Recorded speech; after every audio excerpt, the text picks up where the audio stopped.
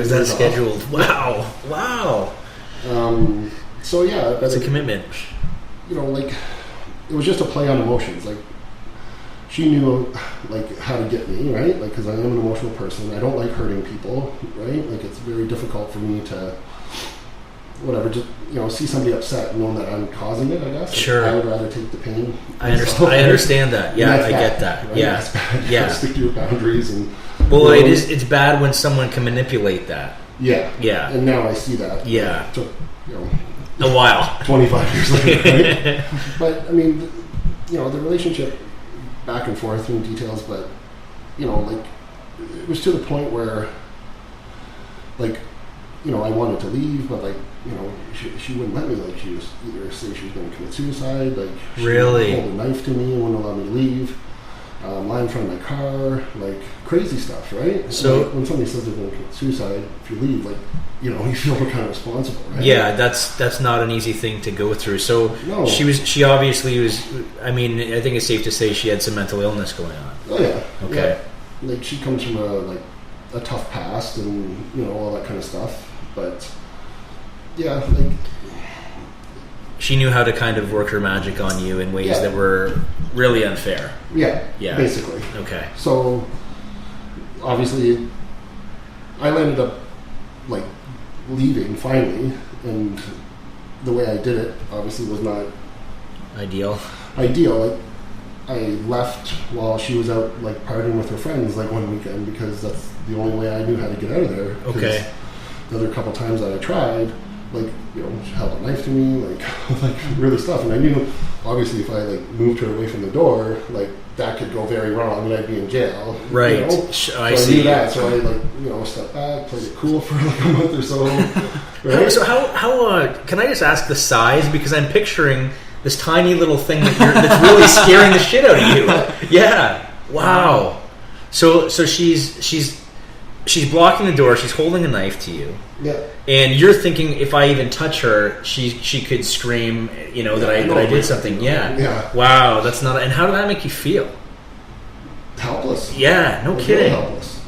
Wow. So that was, I guess, my decision and how I left. Right. Like went out, packed all my stuff, and took off and left a note. I don't even know if I left a note actually. Really? Just took off because that's the only way I knew how to get out. Right. She was angry, obviously, and we didn't talk for a couple of years, but then somehow she resurfaced and we started talking, and it was kind of like, you know what, we were young, immature, like, we're better off as friends, and I thought, bygones be bygones, right? Like, everything was better. People can change. You see the best in people. Yeah, fair enough. So I looked at it like that, but obviously that's not how she looked at it, right? Right. And then, like, she's affected everything in my life and every relationship I've had since then. How so?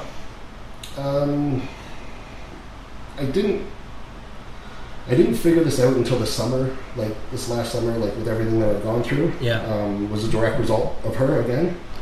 And it wasn't, and I wouldn't have actually figured this out if it wasn't for a very close friend of mine, who's a psychology major, and he started like educating me on people's behaviors and like looking at things. Because again, here I am coming from, like, growing up in the country, we didn't lock our houses. Yep.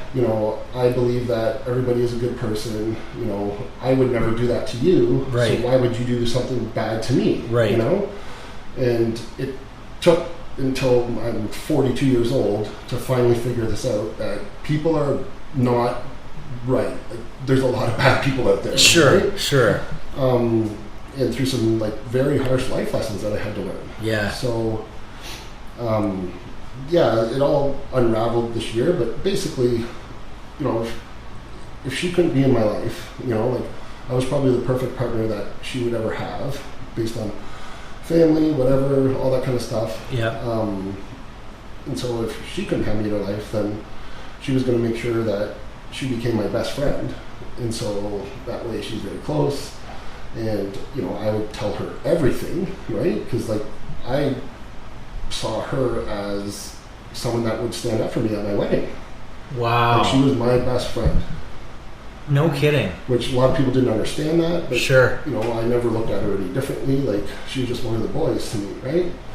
And after you'd broken up, there was never any feelings of like sexual chemistry. No. You broke it off, and she was just a buddy. Yeah. No kidding. That's good. Well, at least you were able to do that, because I know a lot of people that can't do that, myself included, probably. So, I mean, we didn't, like I said, we didn't talk for a couple of years, right? Right. You let some.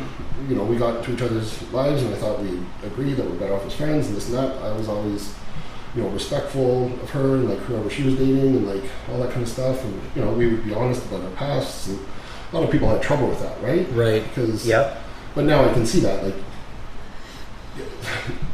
obviously you cannot be like friends or close friends with somebody that you have such a history, right? Yeah. Because even if you don't have feelings or love for them, then they might. They do. Right? Yeah. Like it's one or the other. I remember seeing a quote on Facebook about that. Yeah. Two people that were in a relationship that truly loved one another, like, cannot be friends after, because either that means that they never did love one another and like it wasn't a serious relationship, or like one of them still has feelings for the other one. Right. Is hoping, that something would happen. Right. And so, I mean, every girl that I dated after her, like, she was always in my life at some point, like, followed me to Toronto, like, it was just, again, because I thought we were, like, best friends, like, I was in a car accident where I almost died, she was there, like, I went to her, like, when I went through my first bout of depression, just someone to talk to, because she knew my whole life, she knew my aspirations in bodybuilding, they said I was never going to work out again. Right. So that, I think, was my first real experience with, like, depression, but, every person that I was with after that, like, hated her. Right? Really? And they would always tell me, like, things that she would do or this and that, and, then I would confront this person about it, and of course I would believe her, because right.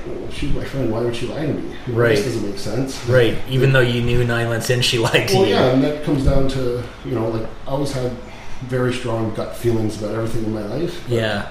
Never listened to it. Yeah, fair enough. And now I've learned, like, listen to them. Yeah. Right? Because they're true. Like, every one of them has been bang on when I look at my life. Right. Like, everybody that I've been with or had feelings, whether it's guys or girls, like, something's not right here with this, Right. Right. And sure enough, like, it's been correct. So she purposely destroyed every one of my relationships that I've ever been in. Wow. And, like, so how many relationships is that? Probably 4 or 5. Like, there was one after her. Then I started dating another girl, Nadine, who I got engaged with.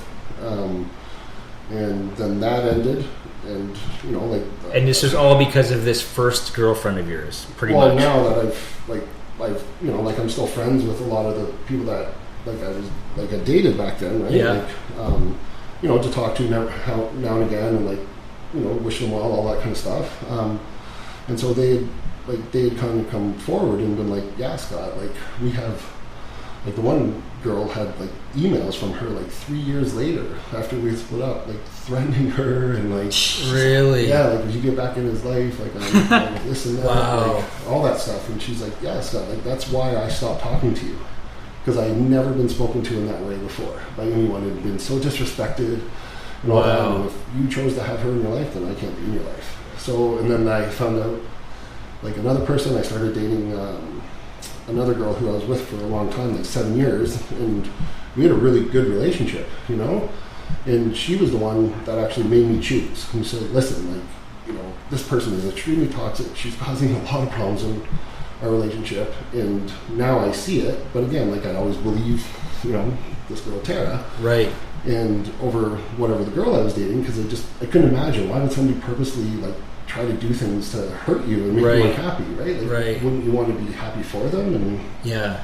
Did you ever, like, this whole time that you knew her, did you ever think that mental illness was playing a role at all, or did you just think that? Do you still, like, now? Do you look back and think that maybe, like, your psychology friend, has he kind of said what he thinks she might be? Oh yeah. What does he think she had? Like, I mean, because keep in mind, we're on a podcast where we're very pro mental health, and we want people to be able to discuss what they have going on. But manipulation and making someone else suffer is a big problem. Yeah. So, at what point did like what did he say he thinks she might have been, like, if he were to diagnose her, what would she have been diagnosed with? Did he say? Well, definitely has a lot of psychopathic behavior. Okay. Right? Yeah. The manipulation, the lying, like, never taking any type of acknowledgement for what they do, right? It's always your fault, your fault. Yeah. But I know, like, she had, like, when he started asking me questions about our relationship, that's when it all kind of unfolded. And he's like, oh, that makes sense now, right? Yeah. Like, like I said, she came from a very toxic upbringing. Like, her family left her when she was really young, her parents, and then she was abused, and so she had major separation issues and stuff, and then she was engaged once, and that guy left. So, do you think that played a part? Like, because it seems like you've got a pretty big heart. So, yeah. Everything that she'd gone through, did you kind of feel some compassion and like, oh, well, she's been through a lot, so you kind of, in a way, kind of wanted to play the hero role to some extent? Because I know I go through that too. I'm like, when women have gone through a tough time, I kind of get pulled towards them, wanting to like be that guy that saves the day, like Arnold in Commando, right? Yeah. But do you think that she knew how to tug on those strings? Is that? Oh, for sure. Yeah. Okay. Like, she got so close with my family. Like, my parents helped her financially go to school and get a better job. She'd be over every Christmas. Like, looked at her like a daughter, right? Like, that's how close we were. Wow. And,